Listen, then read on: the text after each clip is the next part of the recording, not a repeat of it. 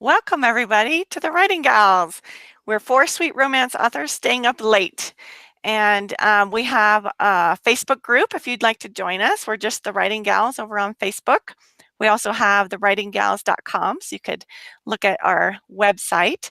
Tonight, we are going to be talking about beginning chapters and hooks. And so I'm just going to start with the first question. What do you want a first chapter to accomplish?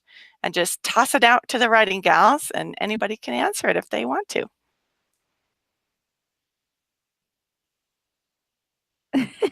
I guess I can go first. Go ahead.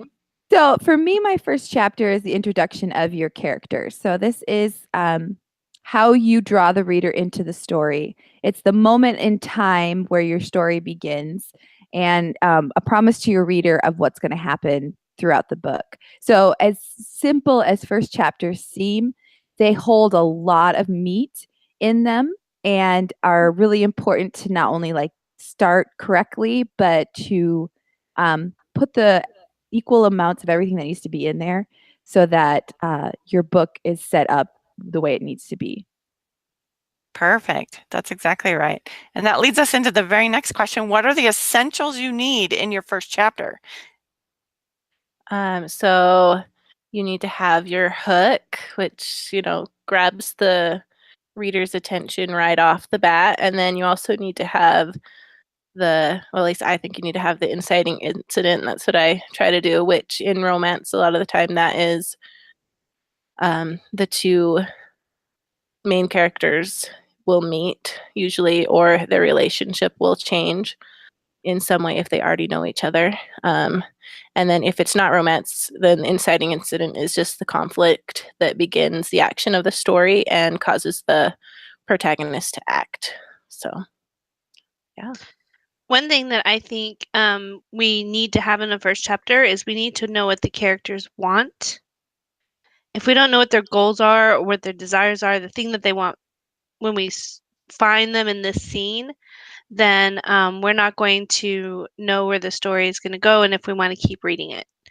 And not only that, I think in romance specifically, the character's goal needs to be at odds with falling in love.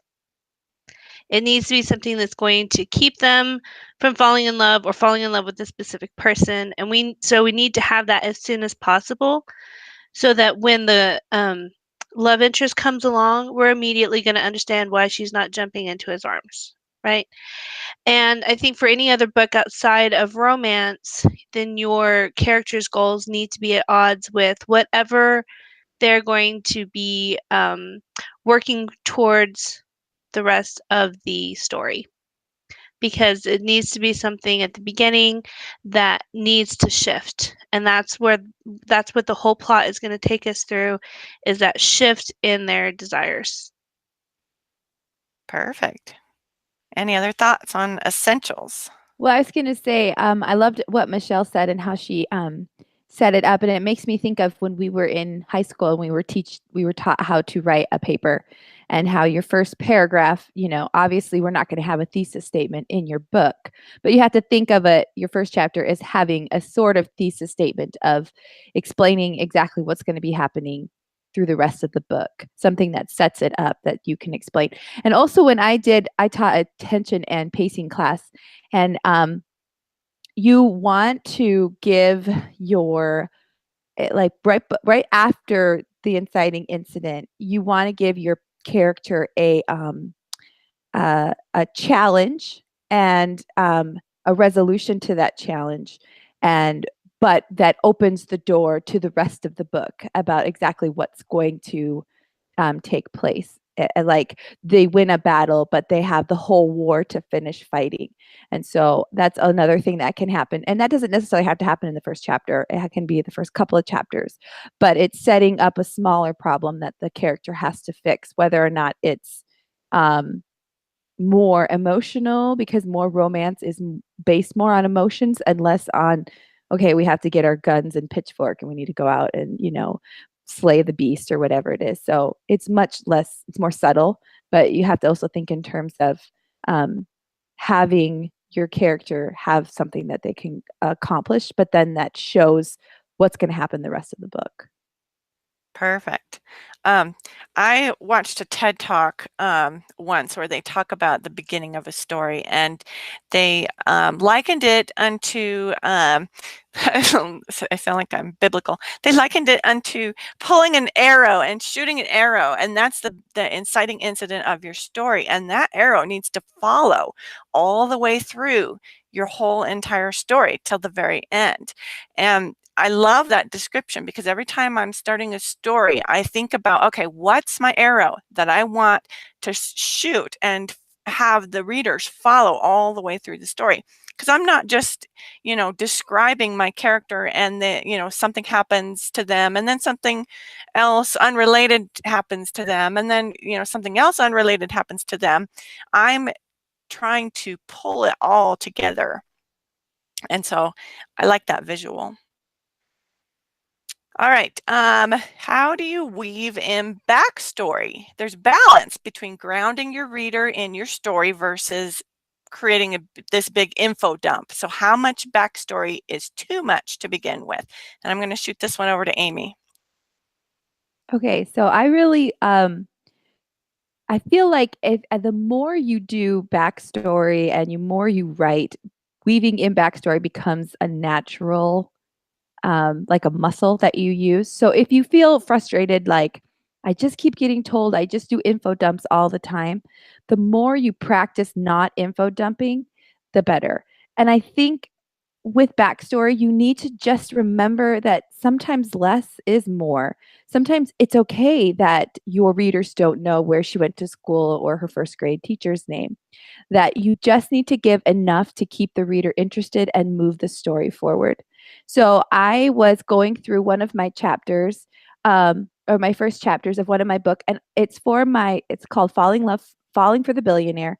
And this is one of my favorite examples for first chapters, because I literally had the idea for the book, for the first chapter. I had no idea what the book was going to be about. I had no idea where I was going to take the book. But I had this idea of a girl who was a baker or cook. So she ends up being a baker, and she gets asked to cater a high profile party.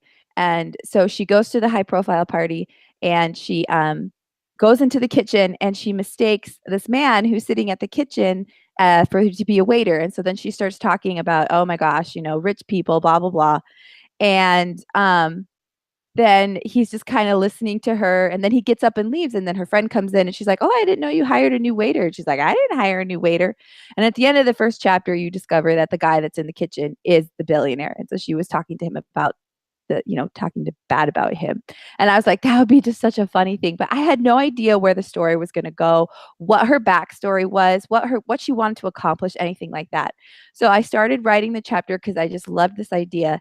And I get it where she starts out, she comes into this, high 30-story high rise, and she's carrying this big box of cupcakes. And she goes across to the elevator. The doorman tries to help her out, and she gets into the elevator. The door's shut, and I can't write. I can't write the story further. And the reason why is because I didn't know her backstory. And I'm like, at these moments in the chapter are the time where you take that moment to interweave backstory into it, where she's got a second, it's quiet in the elevator. Now she can think back to what it's like. So I was just, I'm just going to kind of walk you through my first chapter and tell you where I weaved in backstory. So she starts out, like I said, she comes in, she walks across the tiled floor, and she's late to deliver these cupcakes. And she says, that's right, because she was late. It had taken her forever to get a cab. What would have normally been a 10-minute drive anywhere else took 30 minutes in New York City. Even though she had moved here over 6 months ago, she always seemed to forget that tidbit. So here I have established she's just moved here 6 months. She hasn't been here very long. But I didn't start it out with Paige was late because she was just moved to New York City and she forgot the that cabs take longer, or it takes longer to get anywhere in the city if you're driving in a car. So right there, quick and dirty, one sentence. Now you know something about Paige. She's just moved here. And then in the next paragraph, It talks about her friend got her this job, and it wasn't every day that a bakery that had only been open for 5 months got to provide the dessert for a high-profile party. So then again, she's just opened. It's a brand new bakery, and I established that she is a baker right there in that. And I didn't have to start out with Baker, Paige Williams, or anything like that. I just weave that right into the story. And then I stop and I give some more action and some dialogue. So now she's waiting at the elevator, and the doorman comes up and asks if he can help. And she says, no, I'm sorry. And then he's asked, where are you going? And she's like, I don't know. I can't remember his name. And that he was rich. And so then he says, you're going to floor 30, as he hit the button and then straightened, allowing the door to slide closed. So then now this was the moment before I had figured out the plot, where I had pulled the tropes in, figured out her backstory. And now this is the time where I would weave in this time that she had. And I just talk about one paragraph. I talk about how she moved here from Cape Vincent. She never realized how cutthroat New York bakeries were. She was from a small town where everybody knew everybody. And then I explained that her friend threw her this bone, and right now she'd take any work. And this is the pivotal the backstory sentence. And it's even if it were for a rich man. So right there in that one sentence, you go, oh, Paige has an issue with rich people. You don't know why, you don't know what it is, but in that one sentence, you know, okay, so this is going to be an issue coming up, or this is going to be a hurdle she's going to have to overcome, because obviously, you know, it's a billionaire story and it's called Falling for the Billionaire. So you know she's going to fall in love with the billionaire. And then later, a couple pages down, I go, she grumbled under her breath. She should have known better than to take this job. Rich people were all the same, always thinking about themselves. So I had her kind of recollect some back history. You still don't know why she has an issue with rich people. But now you know a little more about why she feels rich people are not good, because they always think about themselves. And then there's more back and forth. She meets the billionaire guy. They're talking and action. So the problem with first chapters, if you're throwing in too much backstory, is you don't get action, you don't get dialogue, you just get explaining to the reader, and the reader doesn't want to be explained to. Can you imagine any movie you walk into and then someone comes across the screen and they just start talking and they start saying, this is what the story's about, and this is where it's placed, and this is why you should care about these characters? No, you don't want any of that. You are like, throw me into this world, throw me into where she's at. But you can't just have action, action, action, action. You have to take time to explain why you should care about this. And then page 5, I says, truth was she didn't know a billionaire, because she was talking bad about him and thinking bad things about him. He could be nice, but experience had taught her that the chances of that were slim to none. Just ask her father. If you had money, you were rude, period. So now a little more into the story, a little more, a few breadcrumbs. Now you know, oh, it has something to do with her father, the reasons why she has issues with rich people. And then they go on to talking, and then she realizes, and then I give a little more breadcrumbs.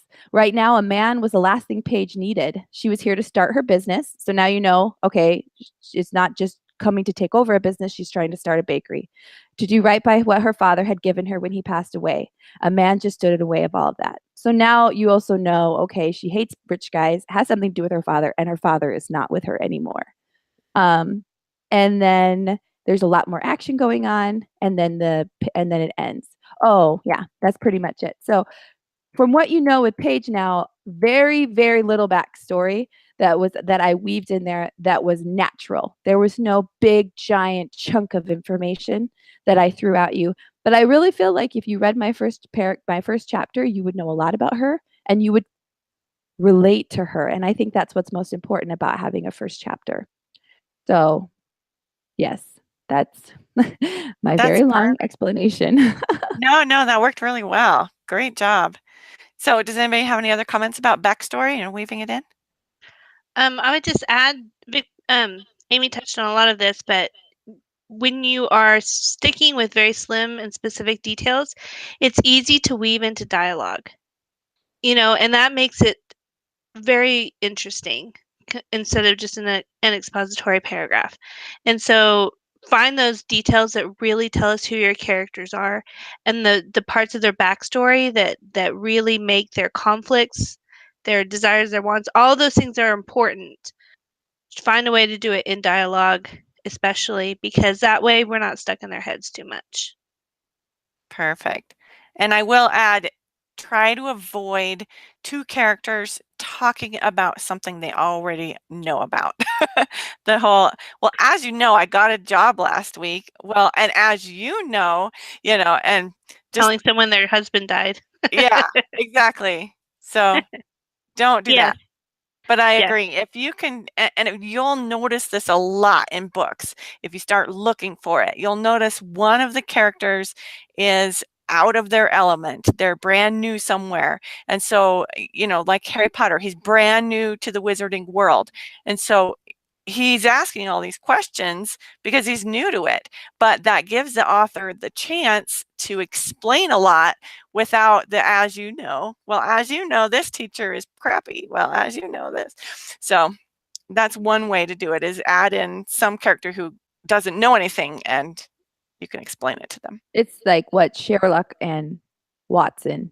They have Watson there to be the explanation for everything that Sherlock's thinking. Exactly. Yes. But I also want to say that obviously for a love story, a romance, you don't need a lot of backstory, obviously, because it's a contemporary book set in nowadays times. I don't need to explain how a door works, and I don't need to explain how a car works or how any of these things work. Obviously, as you are getting into a more complex book, like a sci-fi or fantasy, having extra stuff is necessary, but try to figure out how you can weave it into the existing storyline and not just a chunk of explain why this is happening or how it happens. And make sure it's pertinent to the story, that all it ever does is move the story along, because you can wait a chapter or two to explain exactly how your specific spaceship works, if that's not pertinent to the story at that moment. Yes. Perfect. All right. Anything else? Judy, you have any comments about backstory? No, I think you guys got it. I agree. All right. Next question. What are some bad ways to start a book? What do you want to avoid? I can do that. With my first book, the first time when I first started writing, I started with all the boring stuff. Like the girl woke up and then she ate breakfast and she got to school. And so, yeah, don't do the boring stuff. You don't need to do the laundry list of everything the character does that day. Yeah, that stuff no one cares about, and they will probably just put the book away. Also, you don't need to don't start with the character in a dream that is like super exciting and then make the readers think that that is what's actually going on in their life, and that just tricks them and they'll be mad at you. Don't have the characters start off by looking at themselves in a mirror so that you can get the description of what they look like, unless you have a real reason for them to be looking in the mirror. And then flashbacks are also not the best idea because that will confuse the reader as well.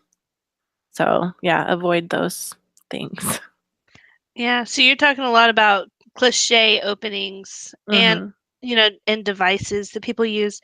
I think that there are almost as many bad ways to start as there are good ways to start. And how many movies have you seen where people are in a car or a plane or on a boat going somewhere? I mean, it's such an easy way to start because the character is in transition, and so something interesting is happening potentially, or something.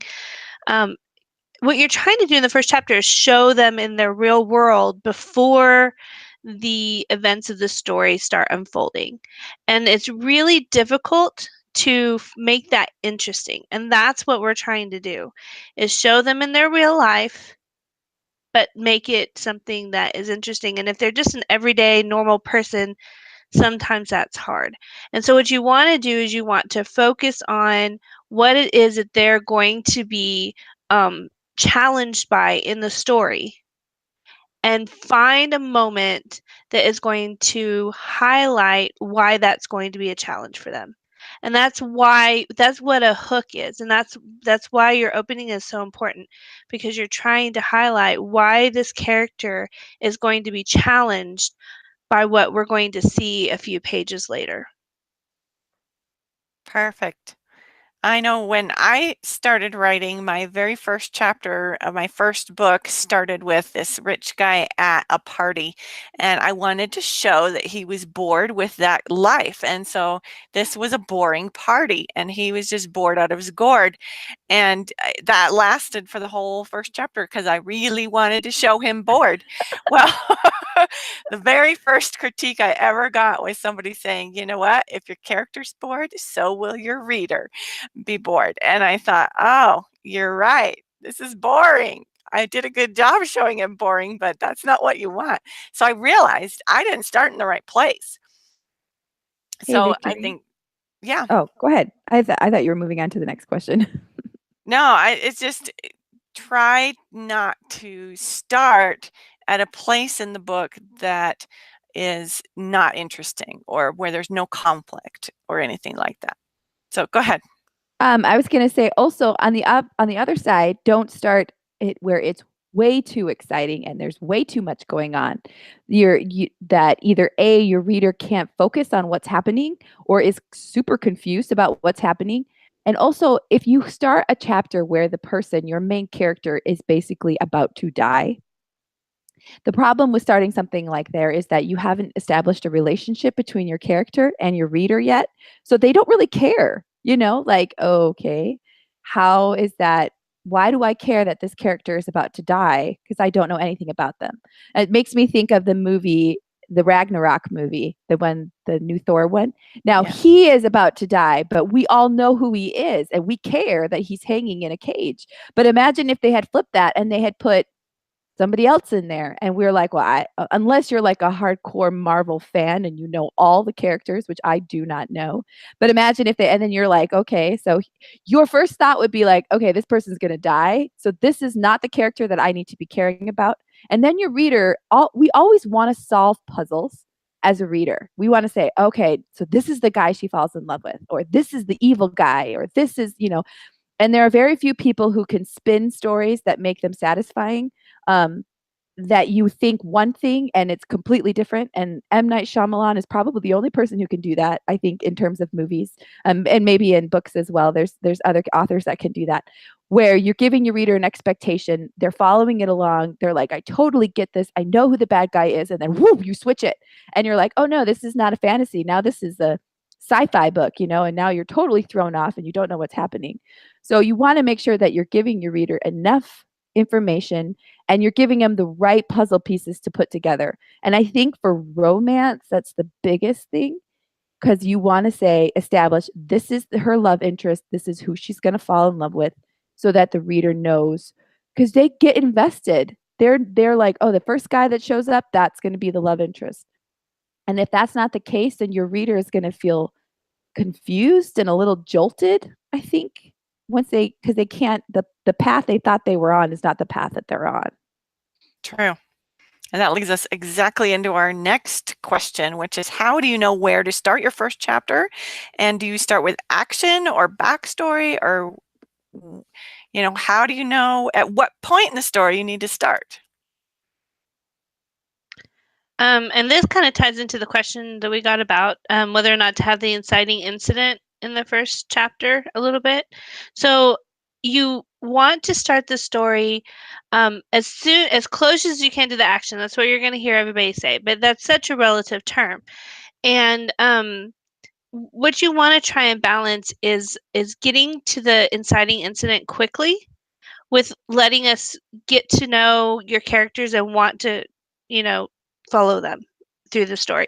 So you need just enough to be able to say, I like this character and I want to know what happens to them, so that you turn the page. And, several times I have opted to go too early, and sometimes I've even started too late and I've had to go back and write another chapter.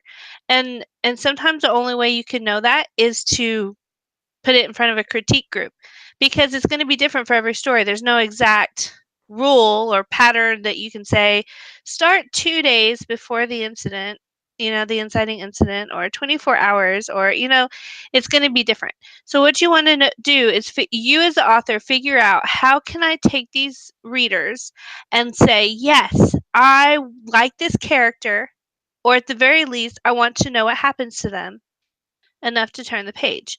And so you just need to be able to reveal enough about them to make that happen.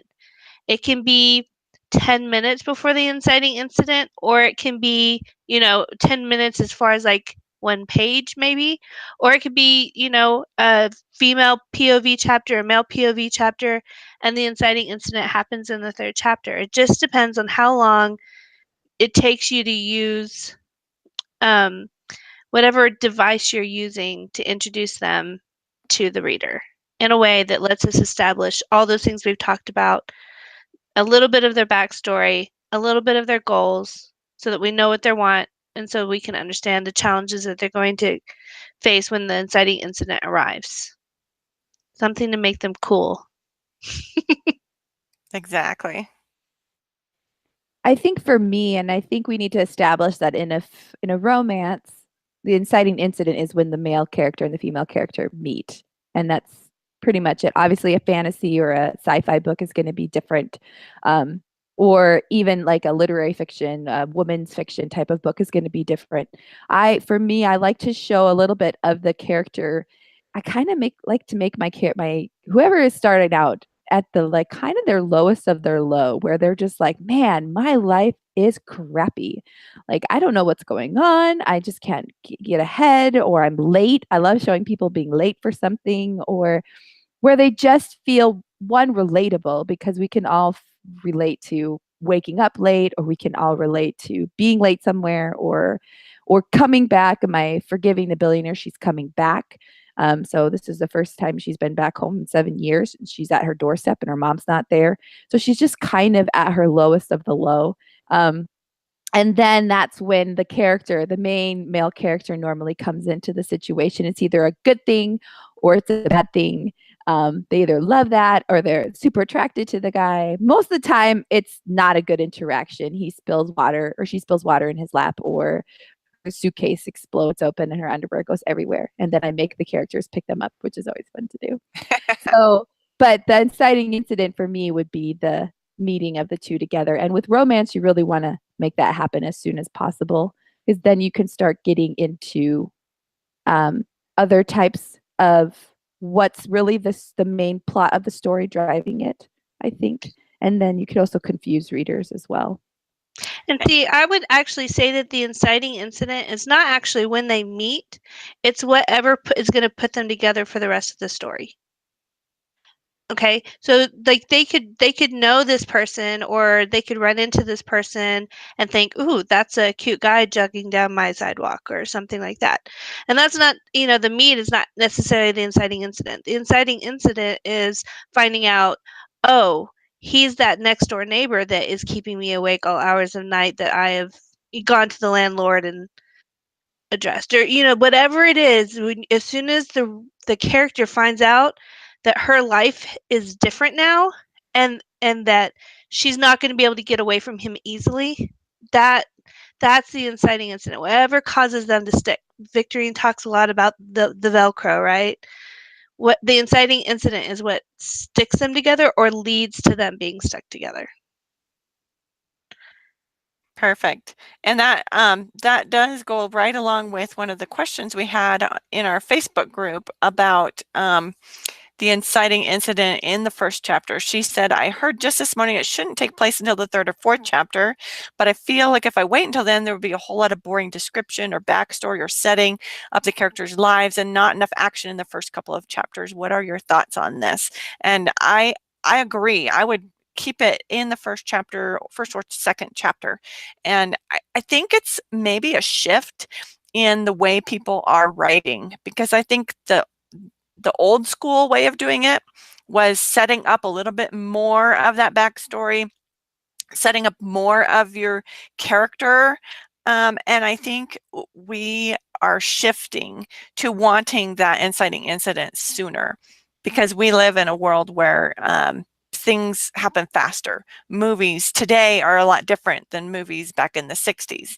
And so things shift and change, and kind of writing conventions change. And I think that's kind of where we're headed towards, come on, let's get the story going. And some of the older stories, they were just kind of storytelling for a while and getting you into it. But I think it's best to have it right away. I think it's because they got paid per word. So they were like, they the did more get words paid I per can put word. on a page, the better.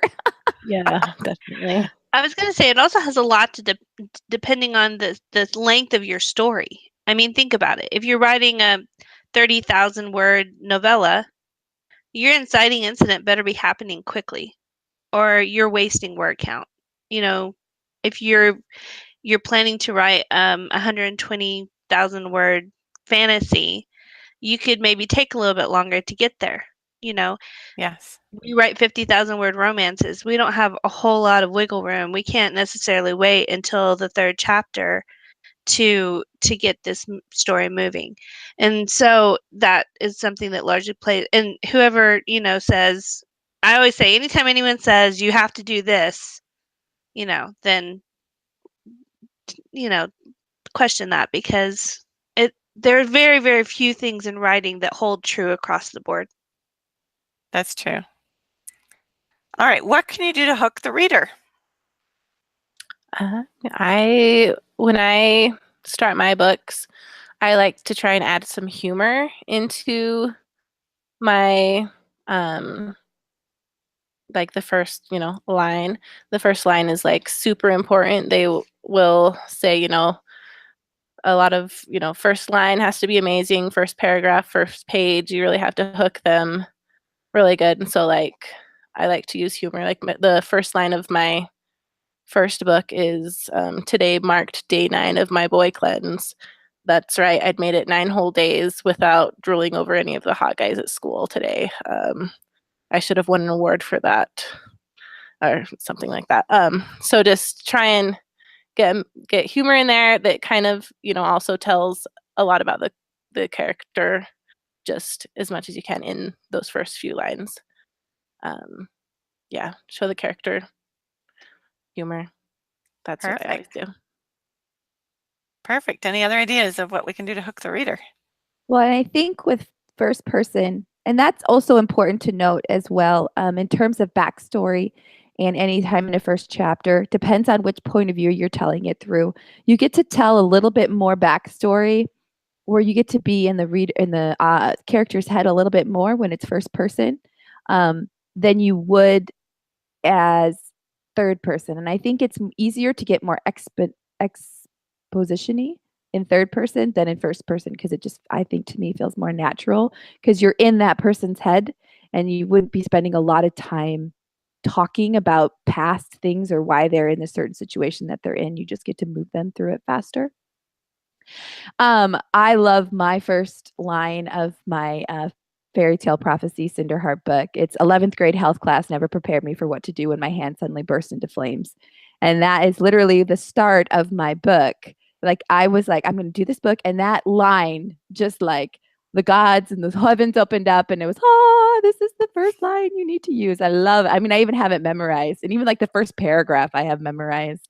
And then so that to me was really awesome. Right there in the action, she's in the bathroom, her hand's on fire, she doesn't know what she's going to do, and so she's kind of this snarky girl who's like, "What? Why didn't health class?" And she's like, "Maybe I missed that day. No, perfect attendance, second year in a row. Where would I go?" And home. Anyways, obviously it's been a while since I read it, but you get a little bit of her personality, and that she's kind of like a smart girl, and she stays in school, and she wouldn't go home because it's bad.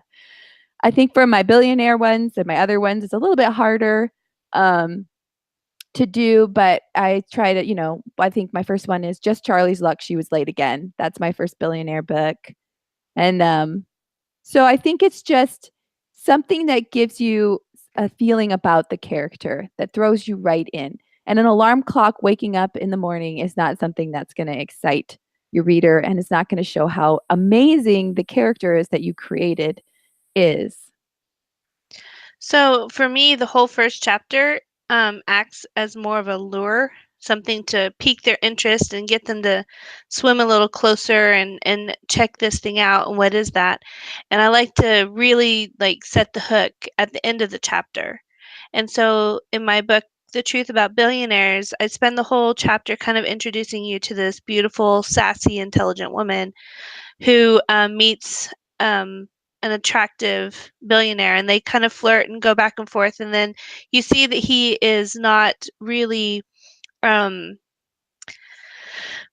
he's only taking her at face value, and he can't really see beyond that, and he doesn't understand her internal worth. And then someone comes and tries to pull them into a meeting together and to discuss business, and he's looking at her, this beautiful woman that he has totally underestimated this whole chapter, and he wants to know, well, why am I having this meeting with her?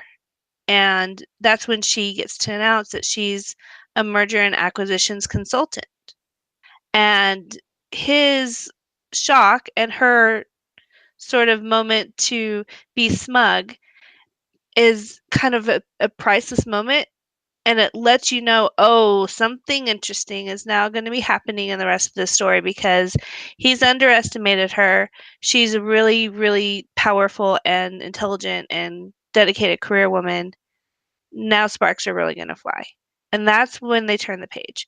And that's what really sets the hook, is when the reader gets shown the situation that they want to know what happens.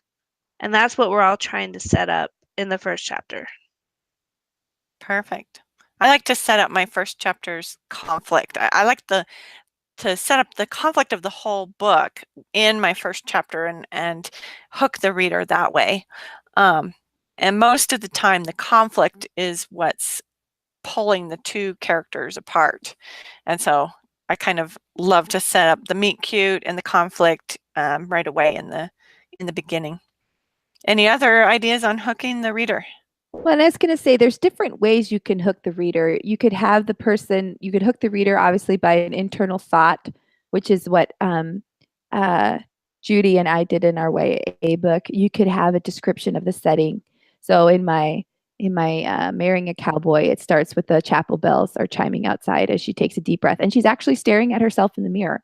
So it's totally fine to have that. But if you have her like her blonde hair was pulled back into ringlets around her face and her blue eyes sparkled and da da da da da, that's, I mean, if you can have them look in a mirror, that's totally fine. But using that as a way to explain what that character looks like is just a little cliche, and just it kind of pulls away from the story. And I do it that way because she's expecting the dress that her friend just got for the wedding, and that's showing her that she's this perpetual bridesmaid, and she's been wearing all these different ones, and her friends can never pick a right one. So, or you could start with a dialogue, somebody who says something and it snaps the person out of whatever they're thinking, or and then an action, obviously somebody's doing something, and all of those are perfectly acceptable ways to start and to hook the reader in that first paragraph or two. Yes, if you start with dialogue, make sure it's really good dialogue. Don't start with, "Hello, Mom, how are you doing today?" Start with something really shocking to the reader, or something that really is catchy. And another way to grab your reader is to introduce them to a quirky character, somebody that's just really fun, and you can't help but fall in love with them, and you want to know more about them. Or give your reader kind of a mystery, like what you were reading, Amy, from your book. You weaved in the backstory. You were also creating sort of a mystery about, well, okay, why did she move there 6 months ago? Why is she starting up this business, and what happened to her father? And these little questions that you're planting in the reader's mind will hook that reader and make them want to continue to read, to find out those answers to those things. So that's one way that I really like to do it too. Also, giving your protagonist a goal can hook your reader, because then they're going to be like, well, how are they going to get to this? You set up the goal, and then you set up something in their way of their goal, and the reader will want to know if they can overcome that. All right, any other thoughts on hooking the reader? What's essential to have in your first chapter in sweet romance? So specific to sweet romance, what would you say needs to happen in your first chapter?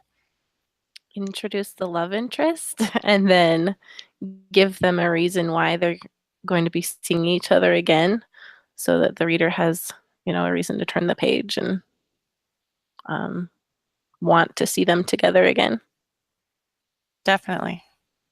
Yeah, and I would say, if you can't put him in the first chapter, then he needs to be mentioned in the first chapter or referred to in the first chapter. Somehow you need to know that this person is coming on stage and he's, hot stuff to some degree, or he's somebody that really drives you crazy, whichever way you're taking it.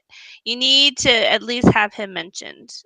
And that's how, like everyone says, well, what if I don't want to put him in the first chapter? Well, find a creative way to have him mentioned, talked about, referred to, even if it's not by name. That you're a writer, you've got an imagination. But I definitely agree, you need to put that in there because that's why readers are opening the book. And then, like I mentioned before, I think in a first chapter, you need to have the reason why they are not going to jump into this person's arms. Like I really feel like if you have a girl just sitting there mooning about, oh, I want to meet the love of my life right now, and if he walks in that door, I'm just going to jump on him and drag him down to the judge's office, and that sort of thing. Which would, obviously you could write your way around that too, but I'm just saying, it's so much more interesting if we understand, oh, when she meets him, oh, there's not going to be an easy path for them, right? Yes. Well, and I think too with the characters like that, you can have a girl like that, but the main character or the guy that she's interested will not be the love interest. Right. And that is automatically where your mind of your reader is going to go. Like that was way too easy. This must not be the guy. And then I was going to say, if they don't have your main character meet your female main character meet your male main character, if there is an opposite gender person in that chapter, it needs to be established that this is not the love interest, and that can either be one, they're just way too lovey-dovey, so then your readers automatically be like, okay, this is not the guy, or that you just really make it apparent that they are just friends, because your reader will get confused. And you'd be surprised how easy it is for people to get confused. And like in my Christmas book, Sawdust and Mistletoe, in my first chapter, I think it was you, Amy, said, this girl sounds like somebody that he could end up with, but it was my main character's assistant. And I was like, well, that won't work. She was young and fairly pretty and cute, and she actually had more personality at that point. And so I had to go in and give her a boyfriend in that first chapter right away. And I think I also gave her I don't know, like a long nose, and I don't know just a couple of things to cue you in that this is not the girl Yes. that he was going to end up with, just because you have to be so careful to give your reader the right promise, right? Yes, definitely. And if you're going to make your two characters too lovey-dovey at the beginning, you be sure to get some beta readers on that to make sure you're not going to be fooling your reader and making them think that this is going to be the love interest and making them hate you when they break up. Well, and I'm going to steal Victorine's words from her book, and if you haven't purchased it yet, you should go buy it right now. I struggle with this of making my characters too aware of their emotions and too certain of their feelings, and just give them too many feelings to begin with. And I like what Victorine says, the volume should be at a 1 in terms of the physical reaction and the thinking about. However, I do think a second chance romance, there is a little bit different. They can have more of those burning feelings, but the reason they're not together needs to be a lot stronger. I think that the reason why, whatever it is they have in their past that pulled them apart back then, it needs to be in their forefront of their mind now that's pulling them back. And this is where understanding your tropes comes into play, right? If you know what tropes you're playing with, then it helps you to understand what forces you need to throw in there to make that trope work. So if you have like you said, the second chance at love trope, and you understand that trope well, then you're going to know how you need to play that story. Definitely. All right, so we have a couple questions from our Facebook group. How do you make your characters sympathetic when they have conflict? And that goes right along with another one. My main male character is a jerk at the beginning of the story. Some critique partners have liked him, some have hated him. It's important to his arc that he start off this way because much of the story is about him addressing his past and learning to be better and showing his growth. I just don't want to alienate. How do I make that kind of character work? Or I would say how to make him sympathetic to the readers. There's this thing, I would say give him at least one thing that shows that he can be kind to at least someone. Like you can make a character that or I guess have another character love him. That way we see that there is someone that does, so there must be something in him that is redeeming. Or there's people talk about how, have him pet a dog, because if you pet a dog, you're a nice person. So yeah, just have something in there that shows a little thing that he is not all bad. That's what I do. Calling out another podcast, Writing Excuses. Brandon Sanderson actually spends quite a bit of time on this, and I think in his classes too, where he talks about all the different things, all the elements that you can use to make a character sympathetic, no matter how much of a jerk they might be. And, it's things like Janie mentioned, making somebody else like them, to have a save the cat moment, to have a moment where we see how good they are at something because we really like people who are really capable. If they have a sense of humor, there's all kinds of things that you can, like, there's a lot of ways that you can make them personable or sympathetic. And sometimes it's just, if he's a real jerk, sometimes it's just knowing why he's a real jerk. Yes. And I think that if I had a character that was a jerk, I would try to get into his head as quickly as I could, because it's the internals that are going to really help the reader to understand who they are. And your main character doesn't have to understand that yet. But if the reader understands that, then you're okay. And so try to get into his head and find out, is he broken because of events in his past? Is he under a lot of stress? Is he trying to pretend to be something he's not because he wants to look like a bad boy? All those things revealed with his internal thoughts. And so, like I said, readers need to know stuff. The other characters don't necessarily need to know it yet. Another way that I like to make my characters sympathetic is I can get away with my character saying a lot of mean things if I give them internal guilt for it, because we've all said something and then instantly regretted it and gone in our minds, oh my goodness, why did I just say that? And so we kind of sympathize with a person who comes out with a snarky comment and then feels this instant regret of, I shouldn't have said that. And so I think you can kind of get away with a little more of that kind of a character if you're in their head and give them regret or give them guilt over what they're saying. Another thing. Victory, can I just say something? I think Yeah, go also, ahead.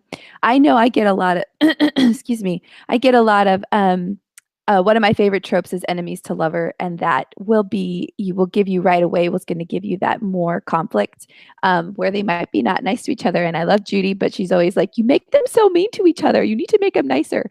So also make sure you know what tropes you're doing. And if conflict is important, make sure that they have a reason. Don't just make them a jerk to be a jerk, but have them a reason, like Michelle was saying, why. But also understand, if that's the trope you're using, then that's okay. And some people just don't like that trope and aren't going to read it. Or, you got to make sure that you're sprinkling enough good in with the bad. And that goes with, like, if he's just a jerk, he's a jerk. And but if they're having a conflict and they're not happy with one another, then it's okay that they're a little snarky towards one another because they're giving it back and forth. And then also with the head, make sure you go into that person's head. If you are, like, we write dual point of view, obviously third person in sweet romance, because that's kind of what's popular right now. And so when you get into their head, but I think also there is the alpha male, I think is a trope. And maybe that's just the story. Some people really like it. So, I don't know. I haven't really researched a lot in the alpha male. I don't think I've written in that one.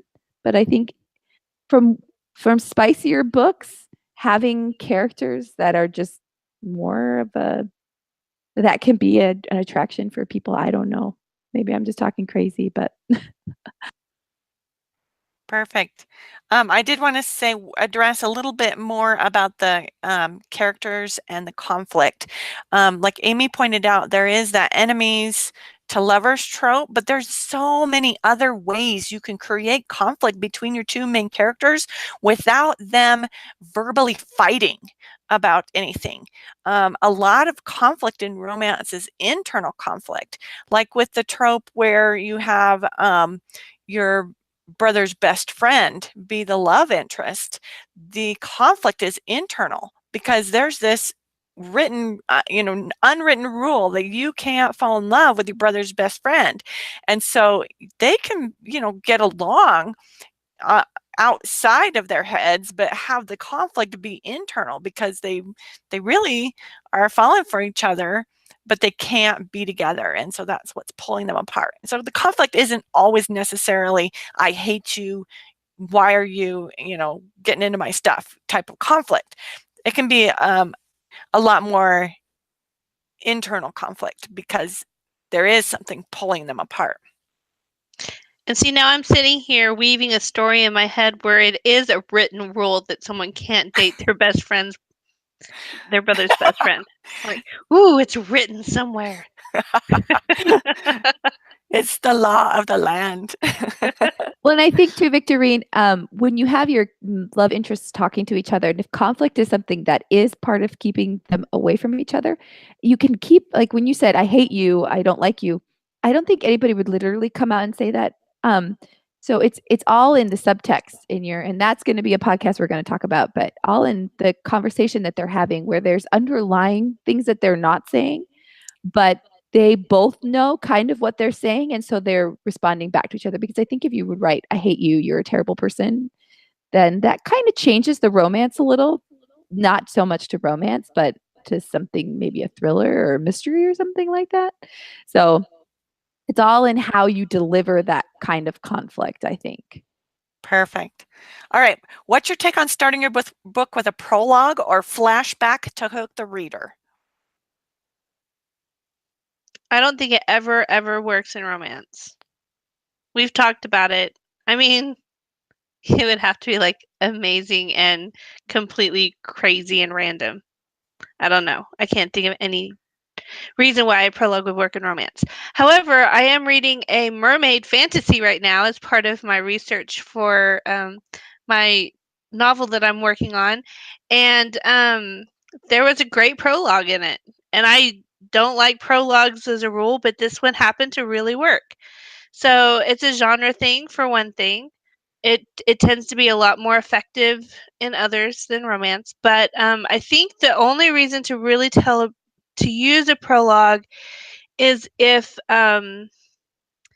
you feel like there is a really important event that happens a good distance away from the inciting incident that you really want the character or the readers to experience with the characters, and that they can't understand the conflict of the story or care about the readers as much if they don't experience that moment. And that's really the only good reason to have a prologue. Yeah. But even then, would it be better to maybe have that happen later in the story, kind of like a flashback that happens?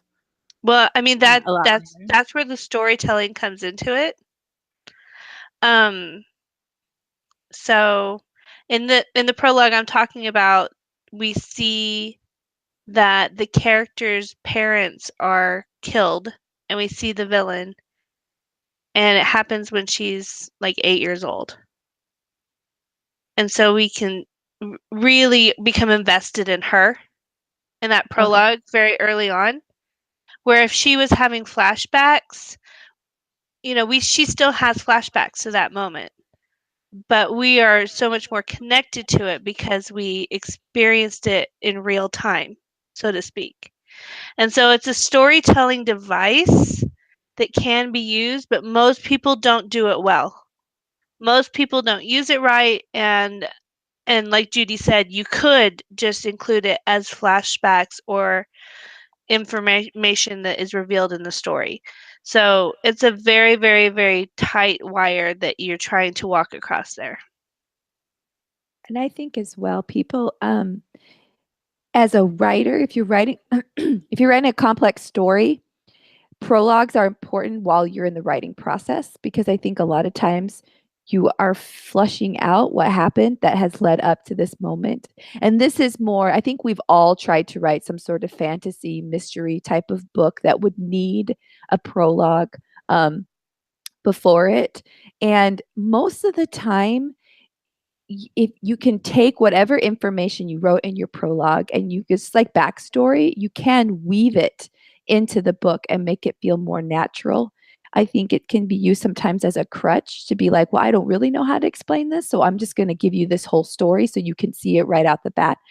And the problem with that is the same with jumping right into action. I've read prologues before where I'm like, I really don't know who these characters are, and I don't know what's going on, and I don't know the world. And normally prologues are very, very short. And so you don't have that time to explain the magic to the world or the mechanics of whatever's happening. And you're just like, okay, this happened and I need to show this scene. But your reader just ends up coming away more confused than understanding what's going on, because most of the time prologues aren't even about the main character. It's about a past wizard or something else happening that influenced what's going to happen now, but doesn't directly relate. And so I'd say write a prologue in your writing process, because it's a lot helpful for a reader or an author. But once you're done and you've written your book, go back and say, am I really adding things to this story by including this prologue? Or have I already explained what has happened in the past and I can delete the prologue and I don't need it. Perfect. Yeah. And it, as in everything, there's a rule that you can take any don't do rule and make it work for you somehow. So, like Michelle said, she's read one where it just absolutely worked fantastic. And me too. I've read one where they really needed the prologue. But yeah, it's just something to watch, something to be careful for. How many characters is too many to introduce in your first chapter?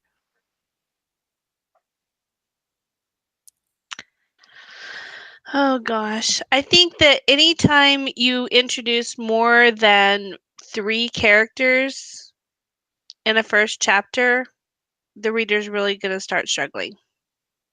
I think 2 to 3 is best. And I also think that it's important to keep really minor characters out of first chapters. If they're not going to play a big role in the story, be really careful about putting them in the first chapter, because the first chapter gives characters a lot of importance. It's the readers are trying to figure out who is important, and if they're in the first chapter, they latch on to them, right? So try to keep characters out that aren't going to have an impact, and also keep it to the remember what the scene is supposed to be doing, and does this character have to be there to make it happen? And I'd say in romance especially, keep it cut down really, really close, because you're going to have more chances for confusion over who the love interests are the more characters you introduce, especially since you don't want to spend a lot of time with description, so that we know that her boss is a balding old man who's not someone she's attracted to. If you just have her talking to her boss and they have a witty conversation, you're thinking, oh, well, is this the love interest? And so I would try really hard to keep people out of the conversations and the scene. Yeah, and even if the characters are talking about other characters that might not even be in the scene, well, I guess maybe don't even do that, but don't use a lot of names about unimportant characters, because once you hear a name of someone, you think they are very important and they're going to try to remember them. And it's best to just not overwhelm the reader too much from the start. Yeah, and just think about all of us when we're trying to meet people in real life. If you meet one person, it's hard enough to remember their name, right? And then if you have to go into a room and meet 10 people, it's not going to happen.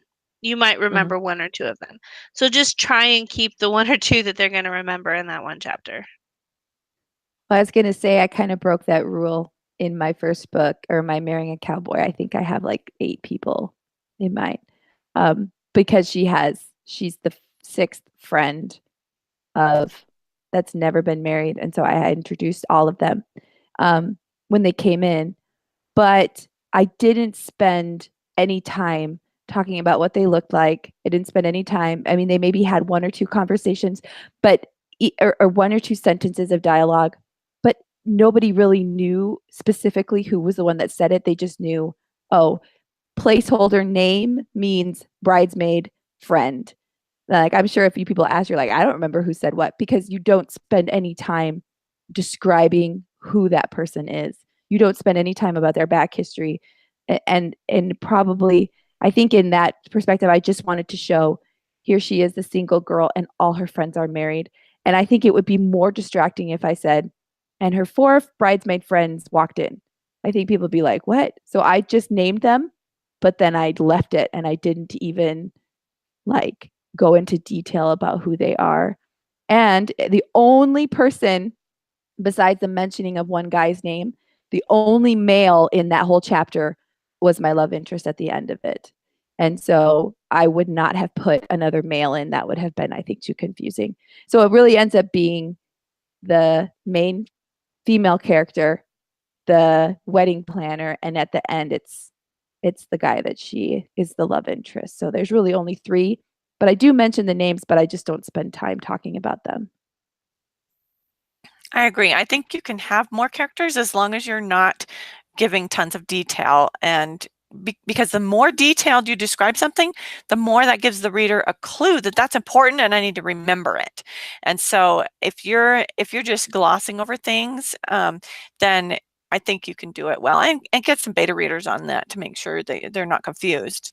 Well, it's like you think about in a movie, if someone's panning and then they focus in on this random item, then your brain automatically goes, okay, this is important. I need to remember that. And that is the same. If you start focusing in on random things about people, then people get will focus in, and then they will feel not satisfied at the end of the book if that's not addressed. Yes, you're right. So that leads us into the next question. What is the right amount of character physical description? The right amount.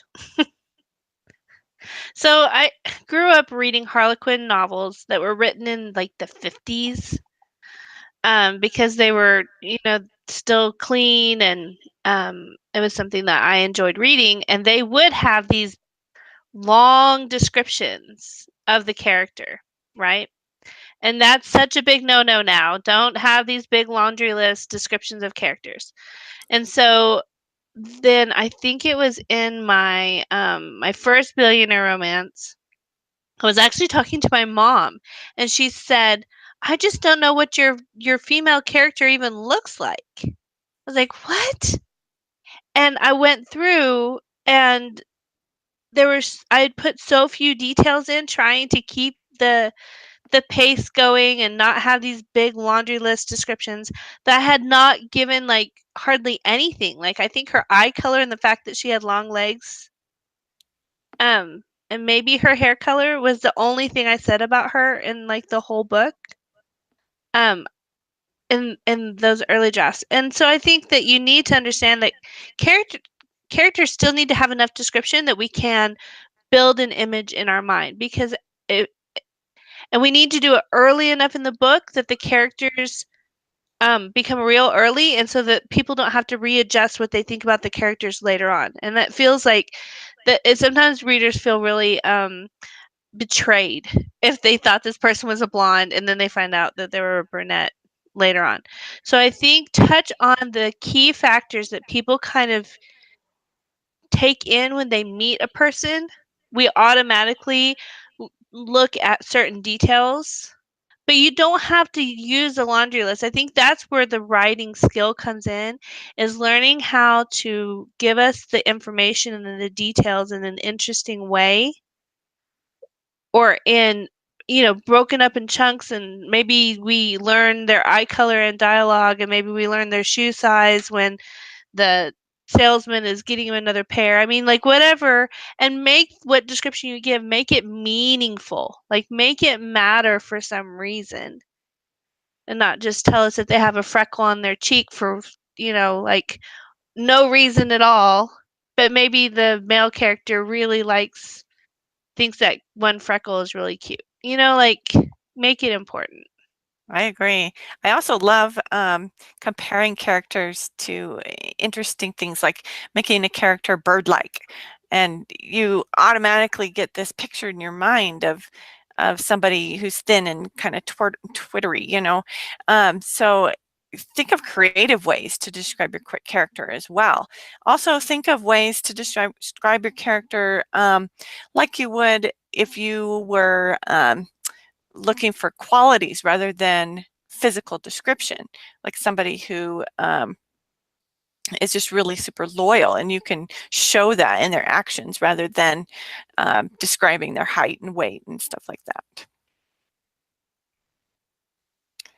All right, I'll go on. Sorry, hey, Victorine, go I ahead. just got interrupted with one of my kids that's going upstairs. I think for me personally, I don't like to give so much description. I like, and as the person in my mind, I like to give them markers, like they have long brown hair, or they have green eyes, or they're this height.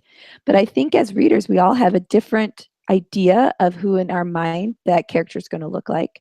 So as an author, your job is to mold the idea, but then the reader takes it on. Because I think of how many movies we've seen that have been based on books, and we're like, that's who they cast? That's not what I was picturing at all. And so don't go into so much detail that you take away some of that imagination that the reader gets. Perfect. All right, that was our last question. Any other last thoughts? Did we have any questions live on the video this time? I didn't notice any. I've been watching. We just have some comments, but I didn't notice any questions. So what I would say is go and look at your favorite books and look at the first chapters and figure out what they did that you really like. And see if you can figure out for you what really works, and figure out, it's just as important to find books that you didn't like or read first chapters that are really bad and figure out why they don't work. Sometimes this whole first chapter thing is really, really stressful also. And I would say don't worry about it with your rough draft. When you're writing your rough draft and your first chapter just feels like it's the worst thing that you have ever written, and it makes you want to stop writing the rest of the story, stop it. Like, don't get so consumed with having the perfect first chapter when you're writing your first or even your second or even your third draft. This is an important chapter, but you can spend as much time on it as you want to get the rest of the story written, right? And I saw in some of our comments people, saying that they struggled with this or they struggled with that. And I just want everyone to understand that we all struggle with first chapters. I don't think anybody ever writes the perfect first chapter the first time they sit down, right? I edit mine within an inch of their life sometimes, and then trash them and start from scratch. And that's just what's fun about stories. And then you got to do the same thing with the second. But anyway, don't be so consumed with having a perfect first chapter that you let it become a stumbling block or an obstacle to writing the rest of your story. Perfect. Yeah, and you can always, once you finish the book, you can always change the first chapter to fit what everything else happened in the book. I wrote my first chapter of my first couple books over and over and over again, and eventually you'll figure it out, but don't let it stop you, like Michelle was saying. I think along with that as well is to listen to your readers and your beta readers and to take their advice into consideration, because I think we all say, well, no, the reader needs to know this here, or this is such a good scene. Why were you asking me to get rid of it? And knowing that it's okay to, like what Michelle says, to edit it within an inch of its life, and that maybe something that makes sense to you doesn't make sense to your reader, and being okay with saying, my story being told and my reader understanding is more important than my love for this one scene. And obviously, I'm not saying listen to everybody, because then you could edit your book out of whatever it is that you made it to be. So I always try to say, well, if I get 3 or more people saying that I should change something, then I should probably listen to it and change it or alter it so it's better than what I had it. And normally it becomes better, because first chapters are the worst. You're trying to figure out your character, you're trying to establish your setting, you're trying to establish your conflict. And so what makes sense to you might not make sense to other people. And that's the beauty of having beta readers and having people who are willing to tell you that. Because if you're a person who says, no, this is perfect, and you don't ever listen, people will stop telling you that, and you will never grow as an author and as a writer. Yeah, and so one thing that's really interesting about storytelling is to be able to mirror your first chapter and your last chapter, right? And so it's really interesting if you can bring your characters back to a situation, a scene that mirrors the first chapter, or that has the same people in it. It's a really cool storytelling device. So sometimes it's really, really helpful to get to the end of your book, write your last chapter, and then purposefully write your first chapter to do that. There's so many different things you can do. So your first chapter could be the last chapter that you ever write. And that's kind of, and I'm going to speak blasphemy for a minute, so everybody just like find something to hold on to for a second. Here comes Michelle's blasphemy. There is such a huge amount of pressure put on writers to write the most literary and correct and beautiful first chapter when they are trying to submit to publishing agents or to editors or whoever. And I'm going to tell you right now, readers don't care as much. Readers don't have this incredibly high bar for your first chapter because they are not making the decision about whether or not to spend a ton of money putting your book out there, right? So most readers are not going to pick apart your first paragraph and decide if it was perfect or not. All you have to do is intrigue them and interest them and make them like your character and keep turning, because you just want your readers to turn the pages. And I'm telling you, they will do it if you give them something interesting and you give them a character that they are intrigued by. Spark their interest and you've got them. It doesn't have to be, tomorrow's literary masterpiece. So there you go. Michelle's blasphemy for the evening. That's wonderful.